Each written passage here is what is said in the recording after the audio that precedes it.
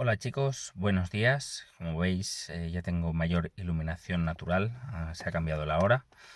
Entramos directamente en el horario de invierno. Así que pues podréis ver mejor el vídeo y no saldré desde las penumbras como hasta hace unas semanas.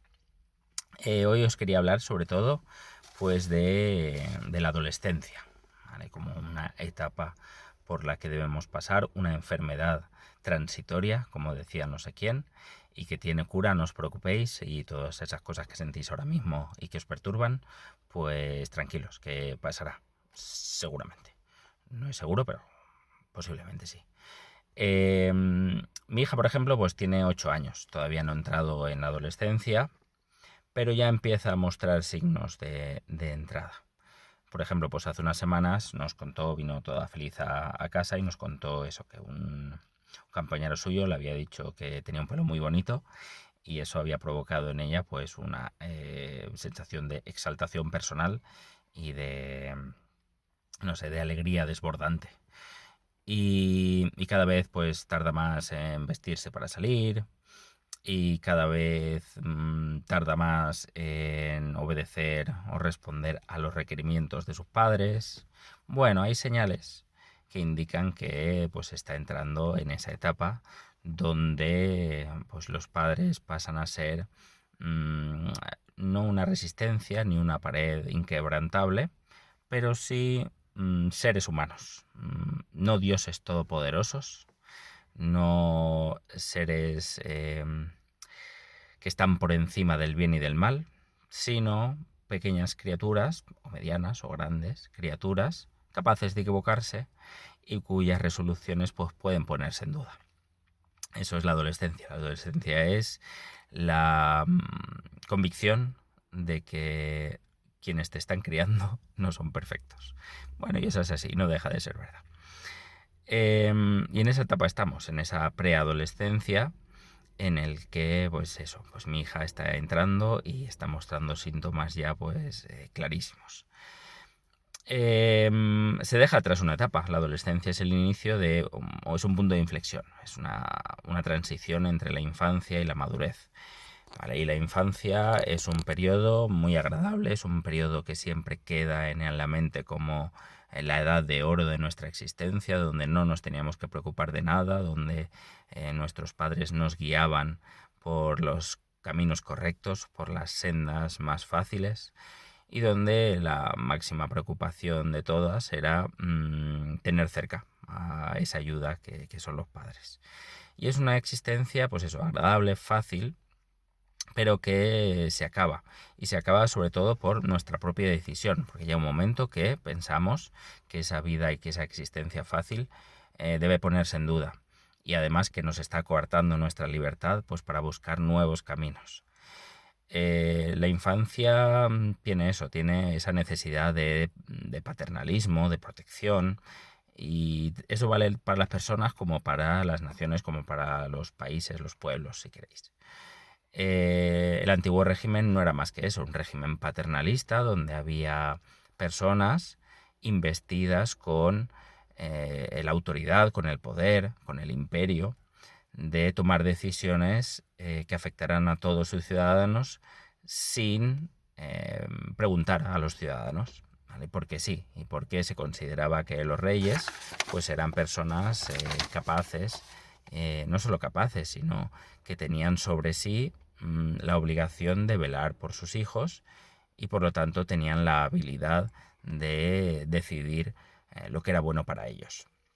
Es un régimen paternalista donde todos los poderes están reunidos, donde la ausencia de preguntas es tan grande como la abundancia de respuestas ante preguntas que nos han hecho, al ese despotismo ilustrado de todo por el pueblo pero sin el pueblo.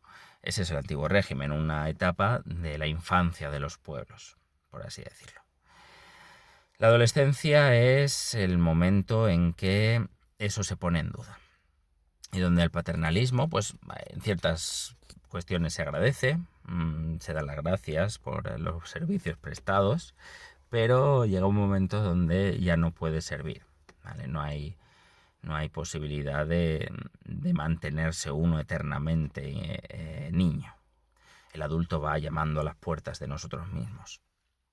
Y, y en ese caso, en el caso de España, esa etapa, esa transición, ese inicio fue la Revolución Francesa y fue escuchar y fue ver lo que estaba sucediendo en Francia y tomarlo como ejemplo del despertar de nuestro propio país. Y esa Revolución Francesa y los ecos que llegaron aquí, pues fueron uno de los principales cimientos, una de las principales formas que tuvo el pueblo español para hacer frente a su propio cambio de tendencia, a su propio cambio de régimen que se dio durante la Guerra de Independencia. La Guerra de Independencia fue la excusa, ¿vale? Fue un momento, fue un cataclismo en el cual el pueblo español pues inició esa senda hacia la libertad y hacia ese dejar atrás la adolescencia.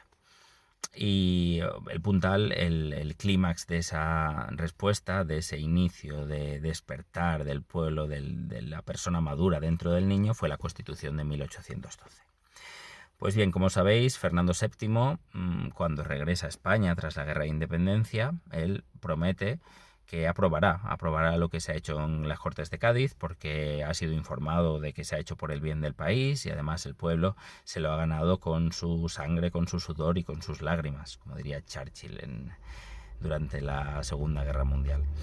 Y lo había hecho y se había sacrificado, y la guerra, pues fijaos que la guerra que duró pues desde 1808 hasta 1814, que son 6 años, y se calcula que hubo aproximadamente 1 millón de muertos en el bando español, un montón de gente. Pensad que en la guerra civil pues creo que es 500.000 aproximadamente, pues el doble. En una población además mucho menor, todas las familias habían sido afectadas por ese gran cataclismo de la Guerra de Independencia. Además, se inicia esa senda hacia la madurez, y es una senda que no tiene vuelta atrás. Es decir, yo por mucho que intente que mi hija pues vuelva a ser la niña que fue y vuelva a obedecerme en todo lo que digas sin ni siquiera pensarlo, y que cuando llegue a casa pues nos abrace a todos con alegría y con felicidad, ojalá. Pero bueno, pues es complicado que eso se dé, pues ya, bueno, ojalá, he dicho ojalá y seguramente no. Está bien, digamos, que la madurez traiga nuevas cosas, y que la madurez es un proceso, y es un proceso de autonomía, de independencia, que es bueno que se dé y que no tiene vuelta atrás. Normalmente cuando se habla de las revoluciones de principios del siglo XIX, se dice que son como botellas de champán, que tú las abres y ya no hay forma de volver a poner el tapón. El tapón ya se ha extendido, ya se ha hecho grande y no se puede poner de nuevo. Se puede recortar con un cuchillo, se puede pues ahí meter de malas maneras, incluso pues puedes llegar a romper la botella. Es imposible volver a la situación anterior. Y es imposible que el adolescente, cuando madure, vuelva a ser un niño. A lo mejor lo piensa y dice, pues a lo mejor vivía yo mejor, y a lo mejor alarga esa infancia, y actualmente pues hay muchos adolescentes y adultos que quieren ampliar su infancia y no trabajar y vivir de los padres, pero eso no es lo deseable. ¿Por qué? Pues porque es bueno que las personas sean autónomas por sí mismas. Entonces no hay vuelta atrás posible, y en el caso de España no había vuelta atrás posible. Por mucho que se empeñen los padres, y los padres muchas veces, teniendo en cuenta esos cambios que se dan en sus hijos, pretenden pues atarlos en corto, ser duros con ellos y pretender que vuelvan a ser lo que eran, ¿vale? Hacer como si el tiempo no pasara y mantener los niños siempre. Y eso es lo que hizo Fernando VII cuando volvió a España. Hizo como si no hubiera existido la Constitución del 12, por mucho que lo hubiera prometido, por mucha buena voluntad que le hubiera puesto a las Cortes. No, pretendió volver atrás, y además con fuertes gritos, con portazos en la puerta y con una actitud pues del todo menos negociable. Era una actitud de imposición y de padre que quiere seguir siendo padre de niños, y que los niños no protesten. Y por eso no solo echó atrás todas las decisiones que se tomaron en las Cortes de Cádiz, no solo canceló de raíz la Constitución del 12, sino que se dedicó a perseguir a todos aquellos que seguían defendiendo esa Constitución. y a perseguir las ideas liberales y a perseguir las ideas revolucionarias y a prohibir las publicaciones que vinieran de Francia. Es decir, todo movimiento encaminado a recuperar ese inicio de madurez que había supuesto 1812 y las ideas liberales quedaba prohibido, y no solo prohibido, sino que el que cayera en ellas pues sería declarado reo de traición y por lo tanto reo de muerte, ¿vale? Fusilado, ahorcado. ¿Por qué no? Pues España debería seguir siendo menor de edad y la monarquía tenía que seguir mandando sobre las almas de sus súbditos, ¿vale? Se recupera ese término de súbditos y de vasallos. Claro, un adolescente que se ve así controlado y que ve que sus padres no le dan libertad para ser lo que quiere ser, pues se va a enfadar y se va a rebelar y va a iniciar revoluciones y va a haber conflictos y gritos y amenazas y chantajes de todo tipo. No necesariamente, ¿vale? Pero en muchos casos es así, sobre todo es así cuando los padres no responden a la vida, no responden a la evolución natural de la vida. Y eso se producirá en España con diversos golpes de Estado que se van a dar. Antiguos héroes de la guerra de independencia, personas con ideas liberales que habían dado sus esfuerzos y su sangre para recuperar para los españoles su país frente a los franceses, pues ahora serán perseguidos por esas mismas ideas. Y además, cuando se levanten contra la injusticia provocada por esa cancelación de la Constitución de Cádiz y con el derrumbe de las esperanzas liberales, pues serán perseguidos incluso hasta la muerte. Espoz-Mina, por ejemplo, se levantó y dio un golpe de Estado, fracasó y se tuvo que exiliar a España. El general Porlier igualmente se levantó y fue fusilado. Luego hubo más golpes de Estado, por ejemplo con Lacy en Barcelona o Vidal en Valencia, e igualmente fracasaron y fueron condenados a muerte. No se andan con chiquitas, es decir, esto es serio y el Estado y la monarquía absoluta va a hacer todo lo posible para que esos niños permanezcan calladitos y buenos y sonrientes y alegres en su habitación con sus muñequitos y sus peluches. Y nada de pósters de rock and roll, nada de salir con los amigos y por la noche y hacer gamberradas. No.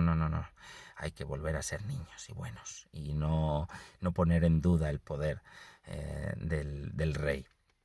Y esa será la historia de España desde 1814 a 1820. ¿Por qué? Porque al final en uno de esos conflictos, en uno de esos gritos liberadores por parte de ese niño que quiere crecer frente a esos padres que no quieren que crezca, uno de esos golpes de Estado, el del general Riego, triunfará en Cabezas de San Juan, con la ayuda de muchos otros levantamientos en otras partes del país, y el niño volverá a ser adulto durante un tiempo. Volverá de nuevo a ser un niño otra vez. ¿Por qué? Pues porque la adolescencia es dura y es complicada y requiere mucho esfuerzo. Pero todos esos esfuerzos posteriores los veremos en otros vídeos, en esas ansias de liberación y de madurez que tenemos. Un besito a todos y hasta pronto.